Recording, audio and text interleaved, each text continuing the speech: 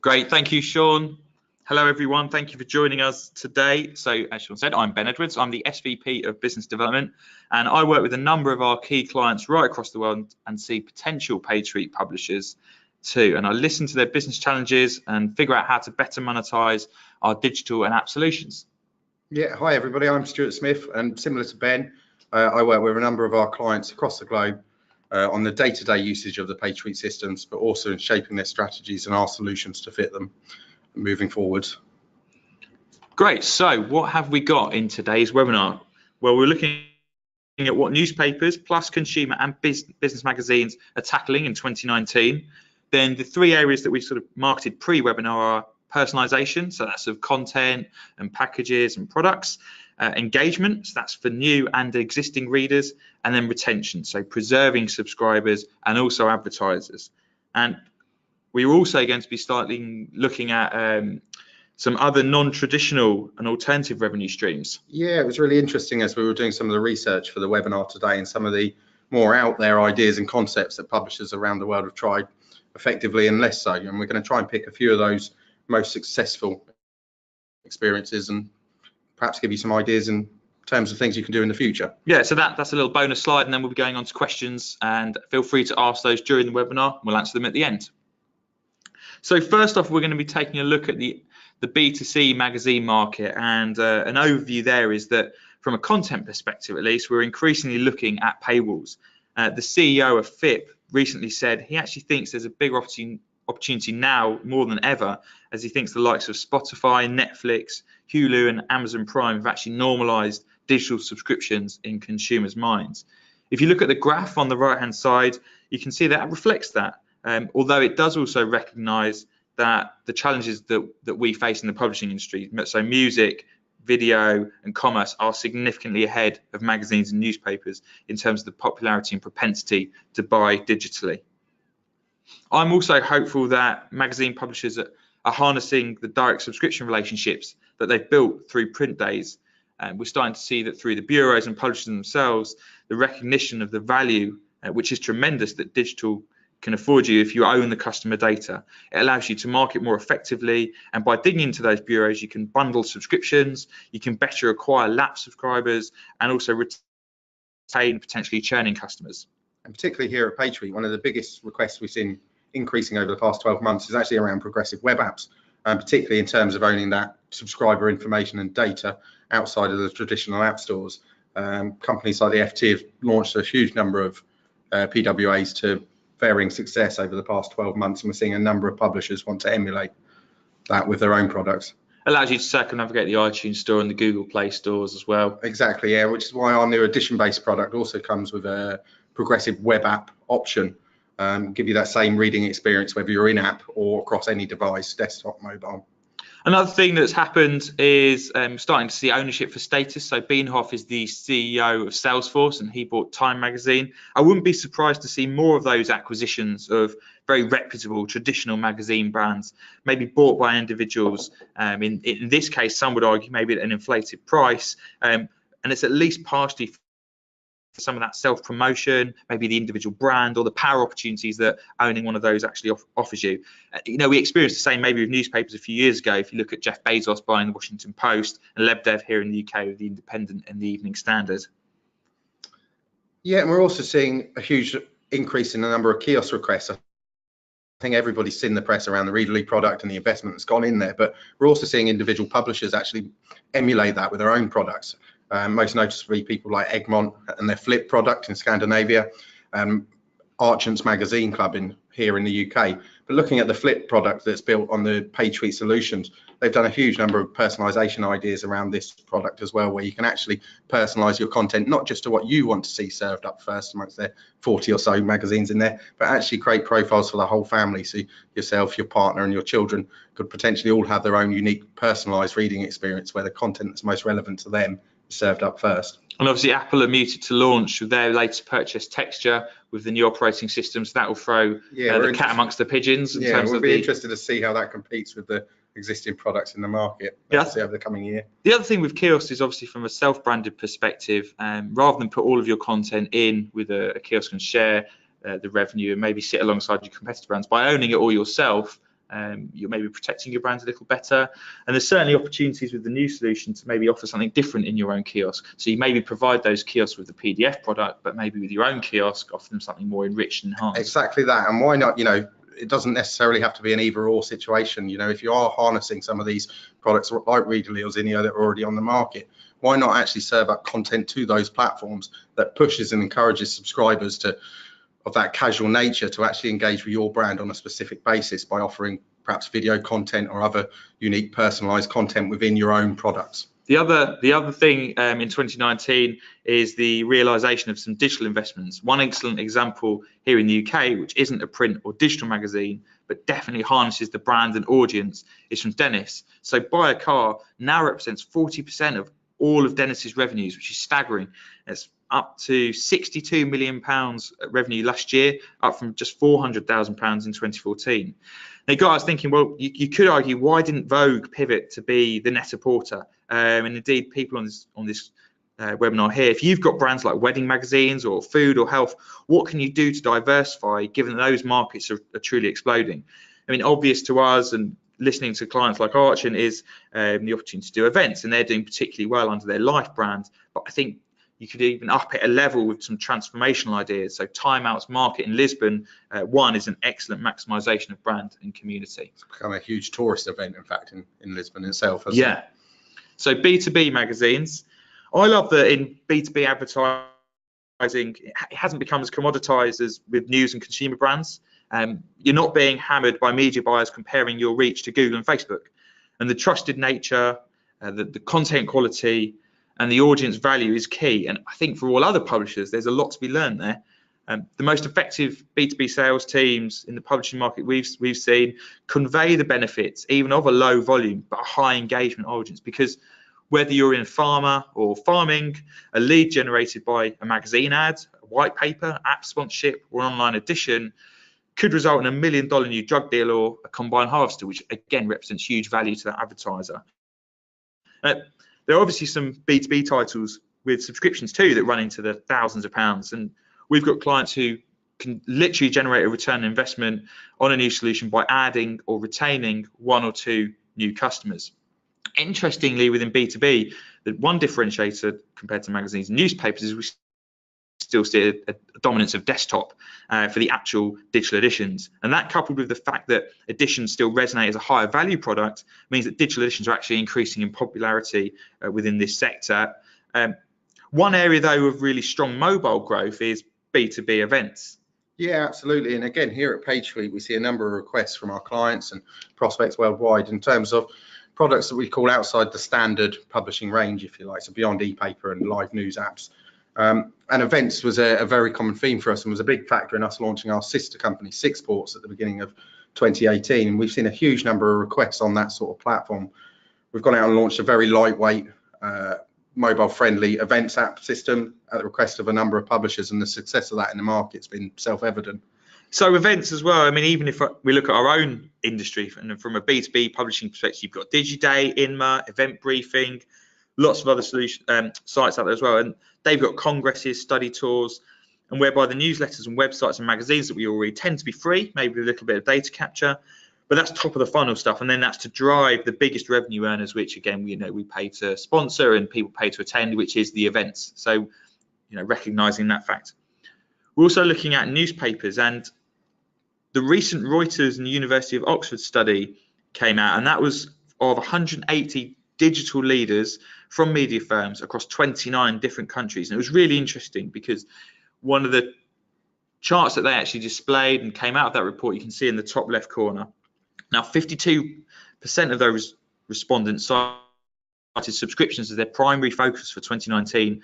29% then display advertising, and then a huge drop off to everything else, with 8% on native advertising, 7% donations, which you could tie in a little bit to subscriptions. That's almost like Guardian's revenue model.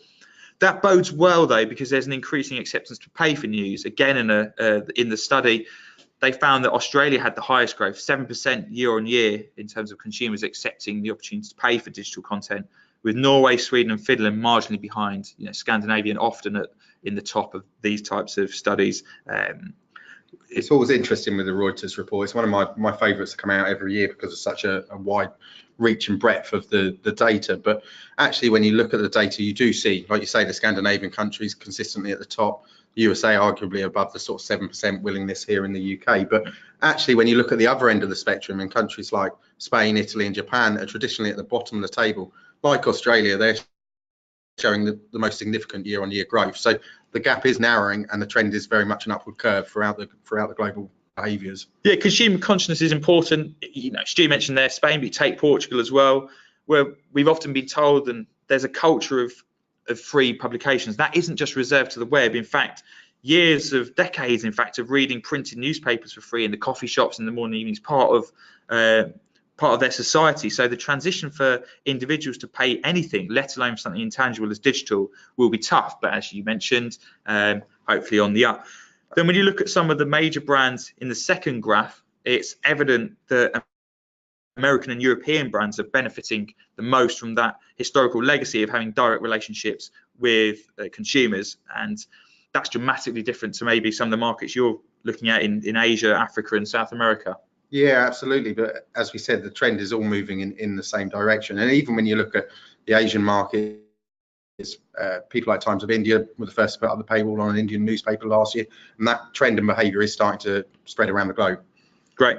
And the final point to mention is, I guess you look at these stats and they're often from bigger news organisations. And it is simpler, broadly speaking, for them because they've got the resources, the power to delve into different opportunities.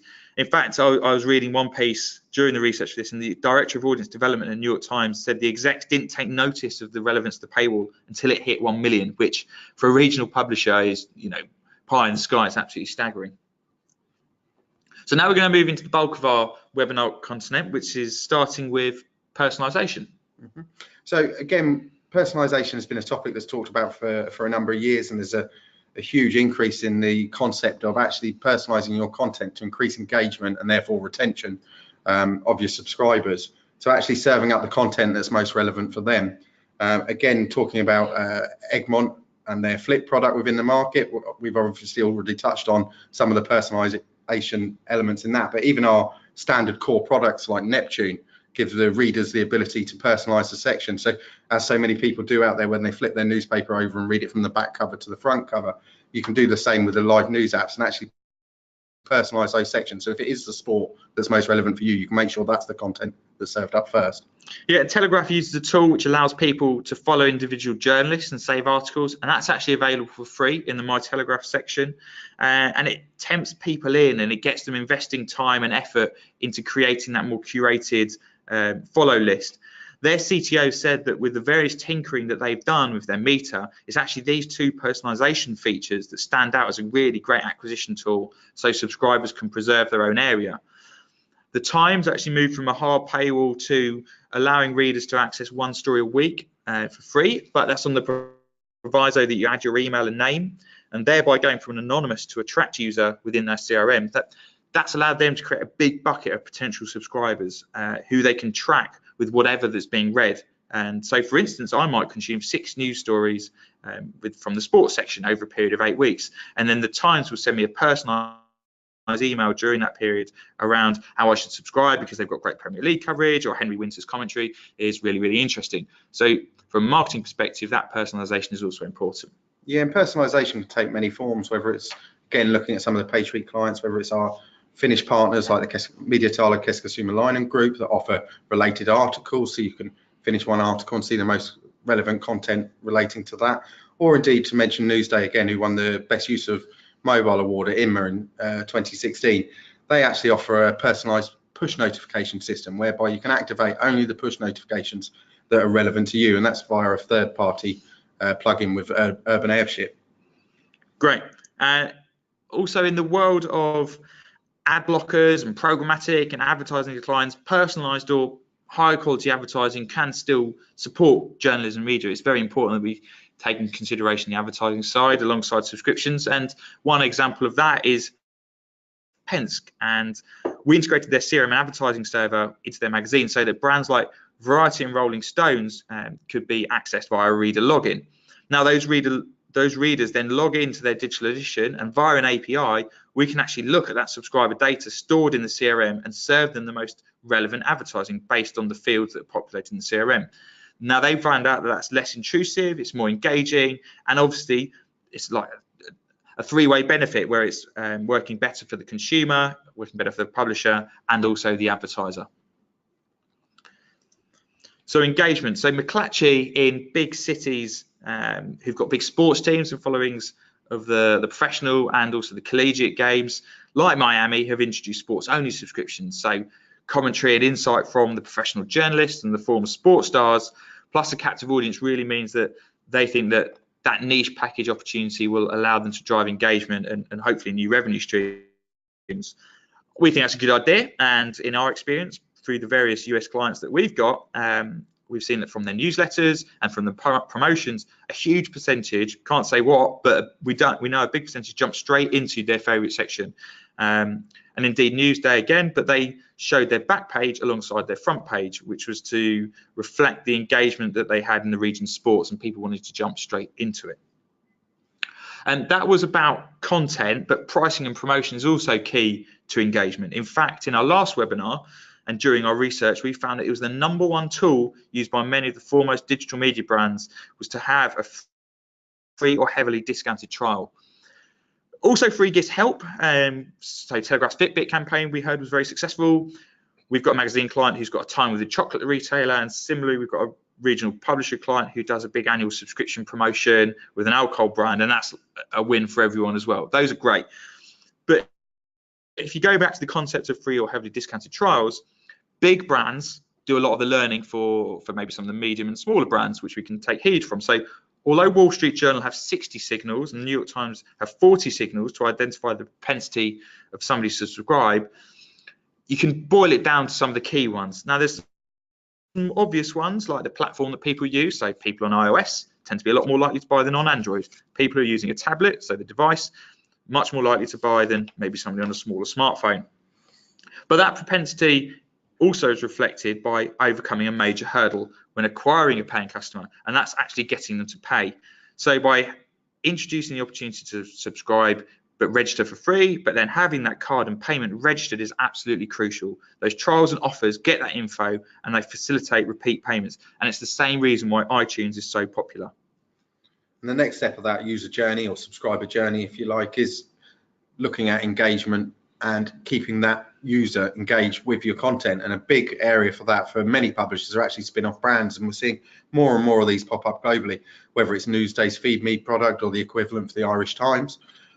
We're also seeing publishers like Nation Media out of Kenya, where they offer their junior spot supplement that actually goes into the main print product of their papers. That's really interesting, isn't it? It's actually a way of engaging not just with a school age audience, but the youngest base, and it's things like revision notes, topics, etc. And we're seeing other publishers do things similar worldwide, whether it's free or discounted subscriptions for universities, free access within university and school libraries, or whatever it may be. There's a number of different methods of getting that subscriber and that brand awareness from an early age. The other one that launched this year, January 2019, was Daily Mail introduced a new health spin-off, and they've got, I think, 10,000 articles. They seemingly have invested quite heavily in video. They've got nutritionists comment on there, and it'll be really interesting to see how that one goes, because they've already got a very substantial digital audience. So spinning that off, having its own separate brand, let's see how that goes. Spin-off products as well. So one we often reference in webinars and lauded is Crosswords, New York Times. But a less covered one by the New York Times is their food section. So actually, a food editor in the 60s, I believe, created a book, and it went down an absolute storm. They sold millions of dollars worth, but New York Times didn't have any of the rights, so they didn't make a penny. The editor walked off. Brilliant, kudos to him. But they've learned their lesson, and they've introduced a food product under their own brand, and it's really interesting in the way that they're using that to engage and then upsell that spin-off product to existing subscribers. So an existing subscriber pays $15 a month, but if you want to subscribe to food section, it's an extra $5 a month. And over the last 18 months, they've actually generated 120,000 new subscribers onto that product as well. They've also built out a 3 million subscriber list to the free cooking newsletter. So all of that you can piece together to figure out the revenue, and you can also use those numbers to figure out what the conversion rate is. That's a $600,000 uplift to your subscriber database is not to be sniffed at the end of the day. Yeah. The final one I wanted to point out was more of a tactical piece and also very relevant for regional publishers. So I don't know if any of you on the webinar will have seen this, but the Portland Press in the States actually used a backlash from the author Stephen King, who was complaining that they dropped the book reviews in his local paper. And as a real proactive response and engagement with the community, they said that if they got 100 brand new subscribers using a special generated Stephen King promo code, they'd reintroduce the book review. And they hit that target, and it generated a lot of good coverage for them. They obviously wrote about it across all of their different platforms, and it was a great success. So a really nice tactical piece for publishers to think about and engaging with their audience in a positive way. But not only from the engagement perspective, it's that personalization, it's that knowledge of what their audience what content their audience are actually wanting to consume. It's a product that needed to be bring back, and they were willing to pay for. Exactly. So the final piece of the engagement section in this webinar, we're going to be just quickly looking at our new optimized digital edition solution, and that's for the increasingly mobile and tablet audience. It's got a real high touch design. It's a finishable experience across apps and also the web via PWA. You've got some visuals of how this solution can look. And what we can do with this product is we can take content from a CMS or extract it from a PDF, and we can repurpose it into our templated edition flows, giving readers a cover-to-cover experience, which we know resonates most with readers as a paid-for piece of content. And already we're seeing tremendous breadth of use cases from the clients we're working with on this. And that's the thing, from all of the things we've already been talking about in the webinar today was where this product was born and the concept came from. Yeah, but actually we're seeing different people have already purchased the product finalizing their strategy for launch, and that might be as a replacement or evolution of their e-paper product, because the replica can still be contained within this, or it can be a live news version, or it might actually be as a supplementary product to add value to their subscriber already. Launch spin-off brands, test the market in a fully automated fashion that's going to keep their workflow to an absolute minimal basis, because they're already creating the content. It's just a different way to serve this up to their audience. Yeah, I think some of the really successful things we've touched on are actually not about a print product or a digital edition or even an app, whilst important, but it's actually about the audience and the community that are built around a certain topic. So food, sports, politics. And Edition allows you to, as a media company, to actually launch and profit from your brand, your content, and indeed your archive. So outside of Edition, just with the core product. Yeah, I mean, that point's proved even with our basic, our standard e-paper products. You look at groups like CMG out in the US, and they've done a number of digital replates over the last few months, whether that's based around severe weather events, elections, or midterm elections, or whatever it may be, where actually they're running reprinted editions throughout the course of the day on the digital product. Extremely easy to do and to spin up through the PageSuite system, but actually the engagement levels and number of visits that they're getting to that product are up there with their morning editions, which can only be a good thing in terms of increased engagement and therefore increased revenue. I've seen a lot of publishers just put decades worth of archive online as well, and that's okay. Yeah, I mean, look at the Scandinavian markets where obviously the government funded that, and yes, it's great for them to a degree. Unfortunately, they're not allowed to monetize that on top of it, which is a challenge for them. But actually, other publishers, again, I know we've mentioned them a few times, but what News Day have done really well with their editions is rather than just have their full archive, and that is available online, they've actually made a bigger feature out of a classic edition section where they're pulling classic editions from historic moments in time. It might be the moon landing. A more recent event would be the Hurricane Sandy, which piece of weather that I think happened in 2012. But rather than just having that standard replica product with a page turning, they're adding a modern twist to it. So they're putting video content, image galleries, audio interview files, and recollections from the modern time of those historic events. And the engagement levels with them have been fantastic. And also from an advertising perspective, it's giving them an additional advertising opportunity because they're actually getting those editions sponsored each week or each month by a different advertiser. Yeah, it amazes me that some of the, even on the magazine side, that a brand like the New Yorker or some of these brands who've got these phenomenal journalists over their history and the heritage they've got, and even the imagery and the catalogue of content that's there, why more isn't being done with that? Fashion's a prime example, isn't it? Everybody talks about fashion cycling. Yeah. So why don't you pull back those fashion eras and icons from previous points in time? Retention. So we've got three content ideas at the top. Conference calls are an interesting one, but New York Times have introduced this, where they allow subscribers to actually dial into discussions between journalists to give them the feel for being an insider on those hot topics in the coverage. A little bit more professional might be the events at publishers' offices, and there's a number of these, but I'll use the Guardian example because I listened to the free podcast, which they obviously use to build the funnel, the audience, i.e. a sports one with Max Rushton and Barry Glendenning, but then they have those podcasters live at their offices, and then subscribers get the priority and discounted access to. Various UK magazines and papers that I'm subscribed to have invited me to an audience with type of event with celebrities or sports stars. And I've heard actually that the Times claim that an attendance at one of those reduces churn by 90%. And there's a US publisher down in Florida that I'm working with, and they're near Mar-a-Lago, which is Donald Trump's house. And they're doing an event in their newsroom, which I bet will be fascinating because it's a real insider on literally the local paper's coverage of the leader of the free world. It makes sense, doesn't it? The more you can make that subscriber feel part of your brand or part of a community, the far more likely they are to stay engaged with your products. Yeah, a few publishers also invite editorial suggestions from readers as well, and that's a great way to make people feel included. And then obviously it continues to give the subscriber literally what they asked for, because that's what the editorial was created on. Making people who are premium payers feel premium is also important. And airlines, to me, are the primary exponent of a tiered experience. So you start with low cost and with the economy, and then no frills through to the first class. And it's essentially those that are most premium customers are funding the lower value and the higher volume market.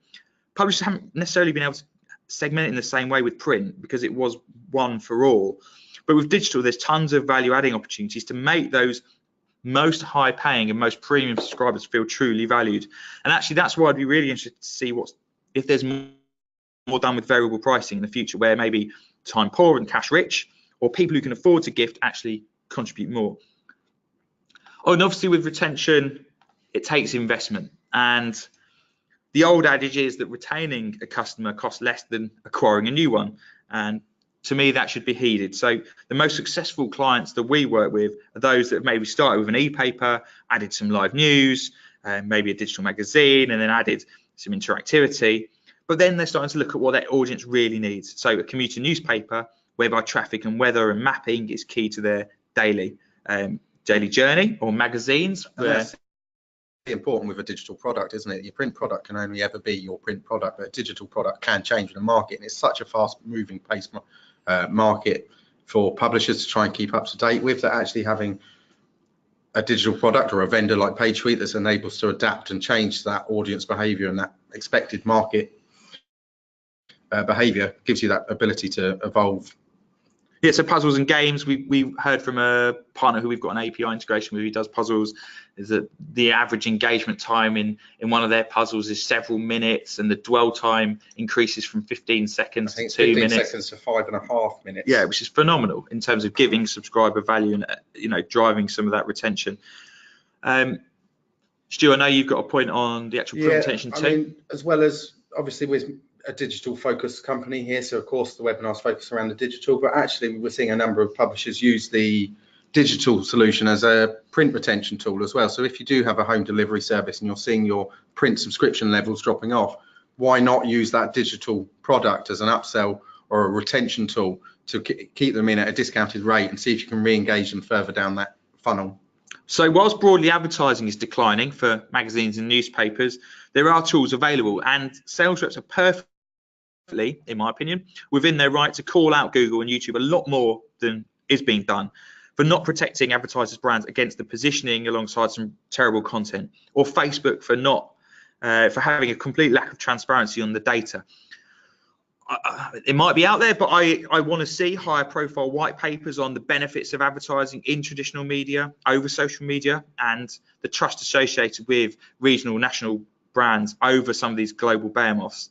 That's right. There's no reason why that model that we're talking about in the B2B system, whereby actually you've got that high level, high quality subscriber clicking on a very specific advert for them, can't apply across all levels of media. Yeah, and so one of the guys I listen to a fair bit or follow on LinkedIn is the CEO at News Australia, and he's often talked about brand awareness and top of the funnel marketing, and that's best deployed by using traditional media. And some of the best ad campaigns from last year, so KFC's, when they messed up their ordering and they changed it to the FCK ads, very funny, and even Facebook themselves with Cambridge Analytica reverted back to traditional media as a way to try and build back a reputation with their audience. they need to be, those case studies need to be presented more as a way to show advertisers why they should stay with traditional media. And in the multimedia age, lots of our clients also have true multimedia opportunities. So whereby print, digital, events, local radio, some have even got local TV. And whenever I read a Marketing Week column or something by Mark Ritson, for example, he talks about the true marketing mix, which is combining all of those, but focusing in on a campaign. And I think publishers need to work with advertisers on that. And they can offer advertisers a real advertising campaign alternative. Facebook and Google, to me, are just tactical platforms. And we're just going to take a brief pause here to introduce Sean, because we've got a poll question to run by you all. Obviously, if you could take a couple of minutes to answer, it'd be very useful for us. Thanks, Stuart. Yeah, so as you could see on your screen now, you should be able to see that poll. So hearing what we've discussed today so far, in your opinion, what's the most important tactic for retaining subscribers to you? So a few of the options there: monetary incentives or discounts, launching niche publications or new products, hosting events or meeting journalists, or finally adding new features and functionality to products. Okay, so the monetary incentive and discounts will be things like offering maybe discounts for longer term subscribers. I think there's a brand called NRC in Holland who's done a 3-year subscription package. Launching new publications and products, that might be like McClatchy with their sports only, or maybe some of the others who are doing the replating, or maybe an evening edition. I was going to say some of the evening editions you'll see launching over the coming months with the new PageSuite edition app could be prime example there. Hosting events and meeting journalists, fairly obvious, and then adding new features and functionality to products. So again, for us, that's like the adding of Sudokus and puzzles, integrating with InRix or AccuWeather. Whatever that engagement tool is for your audience, essentially. Yeah.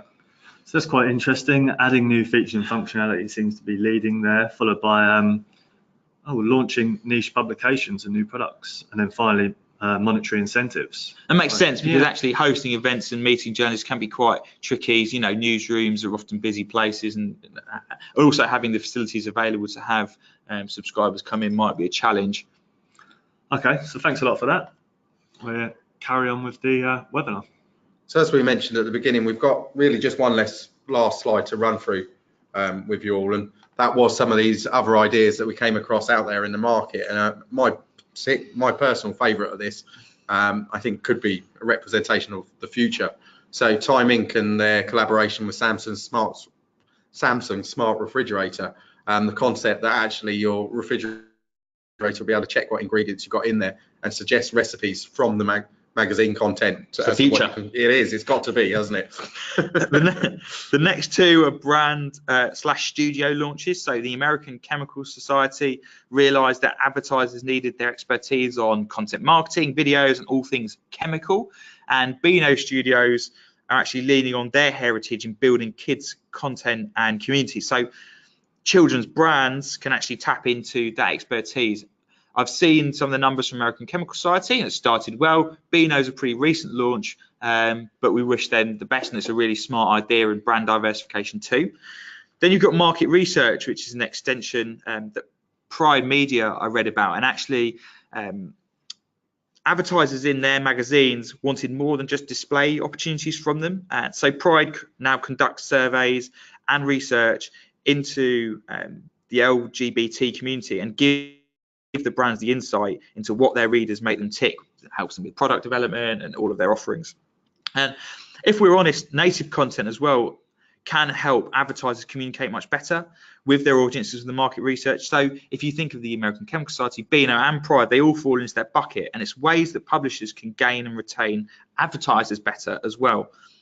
Flip that, you've got two physical brand extensions. Firstly, you've got Men's Health in FMCG. So they created their own food and supplement offering, which makes good sense given their audience. And similarly, Good Housekeeping launched homeware products with a US retailer to appeal to their audience too. And, you know, we're just finishing here on the podcast. I know we mentioned earlier briefly on the retention side, but I think podcasts and video content sort of go hand in hand in terms of engagement and retention. But if you look at a regional example for once, the Midland News Association and the Wolves podcast that they've launched recently has done extremely effectively for their audience, but it was also a sponsored piece of content that actually paid for itself just in that sponsorship alone without the added value to the subscriber. Yeah, you hope so. There's, you know, double win. Then you get some revenue from the buildings merchant who sponsors it, and then obviously you're trying to attract people in to potentially subscribe or click on the website. So Sean, I believe we are now at question time, and as we mentioned, we're going to be sending this webinar out afterwards. So right now, if you've got any questions for us, feel free to ask away. Okay, yes, we've had a few. That up. Okay. We've got a few actually, yeah. So first one I can see, you've got an interesting slide on pricing models. What are your thoughts on why there are such variations in the price of a subscription? Can we flip back to that slide, Sean, just so we've got the graph on the... Yes, I think they're talking about that. I think it'll be that slide there, wouldn't it? So let's take, pricing is really interesting. I guess if you look at, say, the Guardian in the UK, where it's £5, and then you compare it to the Times at £23, to me, actually, the quality of those papers is more or less similar.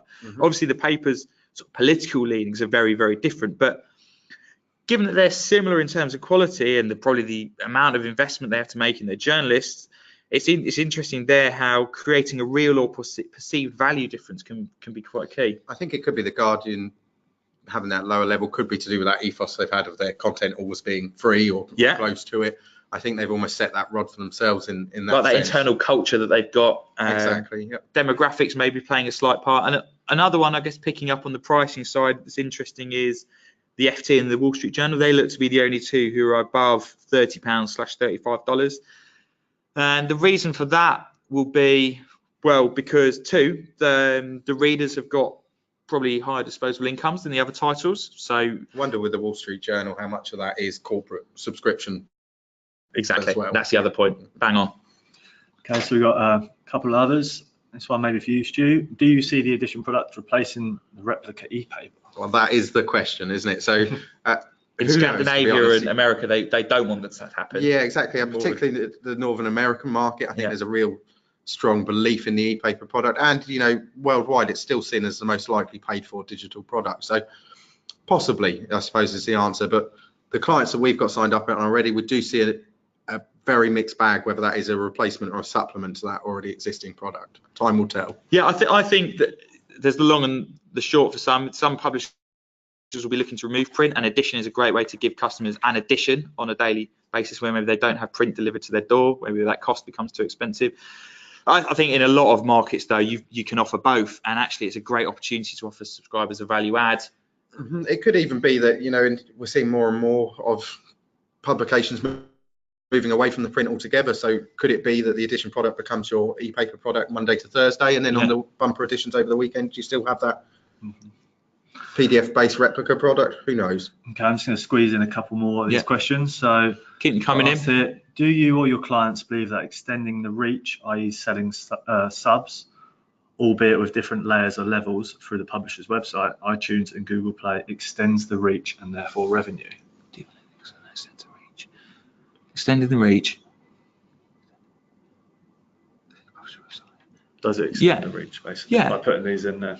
Yeah, I mean, it should do. And if you've got marketing, customer acquisition teams that are focusing on the unique selling points of your publication and being able to differentiate what you offer over other people, then certainly selling even layered or tiered subscriptions. I think all three things go together again, don't they? So if you can get that subscriber into your funnel, if you can get them engaged at any level, whether that is a heavily discounted or a free trial, if you can then enhance on the engagement and retention elements of what we've been talking about today, then yes, you should see them becoming a long-term value-added subscriber.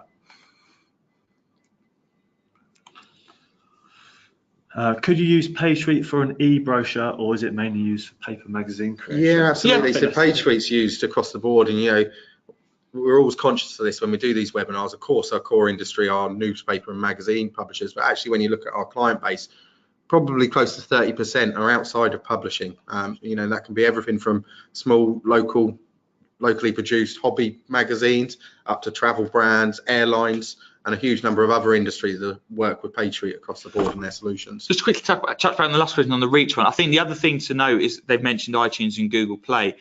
Obviously, if you want to extend your reach and you're not offering in-app subscriptions through those because you're concerned about loss of revenue share, or indeed the opportunity to remarket to those customers, then yeah, that's also an important consideration. But we can work with publishers on improving that. Indeed, we've got reverse account creation techniques that we can do ourselves, or we've done it with subscription partners that allow more anonymous users, i.e. those through Google or iTunes, to get some data on them and then for you to remarket them down the line. Brands can be really effective for that as well, particularly with the progressive web app. So actually, if you've got somebody that's made a purchase through the app stores, but you grant them access also to some of your other products, you can do things like data capture or a whole number of other methods of actually capturing some of that information, even in terms of the analytics you've got plugged in, to start tracking that user and giving you greater user data than just the subscriber ID that you get from the App Store. One final point on that question as well.